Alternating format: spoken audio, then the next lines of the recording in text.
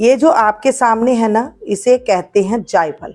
ये दिखने में सुपारी जैसा लगता है, लेकिन जायफल जब आप मांगोगे इसमें खुशबू सी होती है, सूंघ करके आपको पता चल जाएगा ये जायफल है। दिखने में छोटा सा लेकिन असर में बहुत बड़ा है। पुराने समय में ना इसे मसालों का मोती कहा जाता था। जब गरम मसाले बनाते थे तो इसका उपयोग जरूर किया जाता। सिर्फ खाने के स्वाद को बढ़ाने के लिए नहीं, बल्कि इसकी गर्म तासीर के लिए भी लोग इसे बहुत ज्यादा मानते थे। हमारे घरों में खासकर सर्दियों में ये हमेशा रखा जाता था।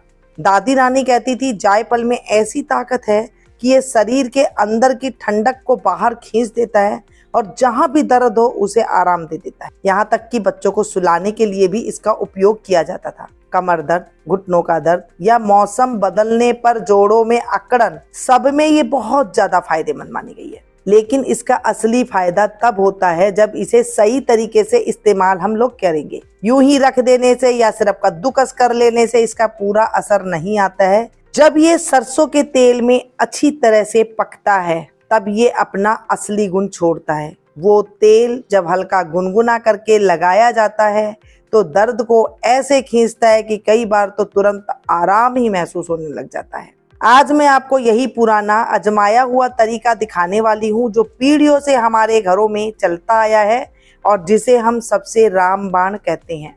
अब हम जायफल को ना धीरे धीरे कद्दूकस करेंगे। आप चाहें तो इसे किसी से इमाम दस्ता से, जो छोटा सा होता है कुंडी छोटा, उसमें भी कूट सकते हैं, लेकिन कद्दूकस से आराम से कस जाता है। इसका छिलका सख्त होता है लेकिन अंदर से का हिस्सा होता है ना, वो बहुत खुशबूदार और नरम होता है, असरदार भी होता है। जितना बारीक कद्दूकस करेंगे उतना इसका असर जल्दी और अच्छे से आएगा। आधा जायफल कद्दूकस हो चुका है। इतना सा हिस्सा भी कई बार काफी होता है क्योंकि जायफल बहुत ताकतवर और गर्म होती है। इसे कहीं ज्यादा मात्रा में नहीं लेना चाहिए। बच्चों के मामले में तो और भी कम, बस एक चुटकी ही काफी होती है। ये है ताजा कद्दूकस किया हुआ जायफल का चूर्ण। पुराने समय में ना बच्चों को सर्दियों में ठंड से बचाने के लिए दूध में बस एक चुटकी से भी कम जायफल डाल करके दिया जाता था, क्योंकि ये शरीर को अंदर से गर्म रखता था और मौसम बदलने पर जो खांसी जुकाम जल्दी पकड़ लेता है उसमें भी ये राहत देता था। लेकिन आज हम इसे दर्द का इलाज के लिए इस्तेमाल करेंगे और इसके लिए इसे एक खास तरीके से तेल में पकाना जरूरी है। और जब इसे हम पका देते हैं ना, यहीं से ही इसका असली असर जो है शुरू हो जाता है। सरसों का तेल अपने आप में शरीर को गर्माहट देने वाला होता है और जब ये जायफल के साथ मिलता है ना तो इसका असर और भी कई गुना ज्यादा बढ़ जाता है। इसे ऐसे हल्के हाथ से अच्छे से मिला ले ताकि जायफल का हर कण तेल में भीग जाए।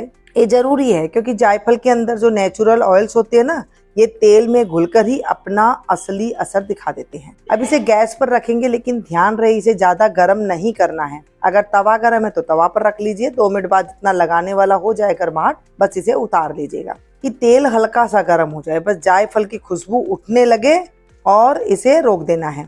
अगर तेल बहुत ज्यादा गर्म कर देंगे ना तो जायफल के जो गुण हैं वो जल सकते हैं। ये तेल लगाने पर न सिर्फ त्वचा के ऊपर काम करेगा बल्कि अंदर तक जाकर मांसपेशियों और जोड़ों में जमी ठंडक को बाहर खींच देता है।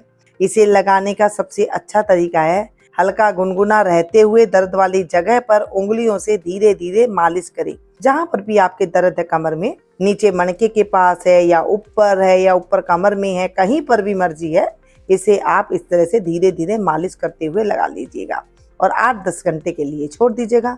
कमर का दर्द हो, घुटने की जकड़न हो या ठंडी में हाथ पांव सुन्न हो रहे हो, बस कुछ ही मिनट में आपको गर्माहट और आराम महसूस होने लगेगा।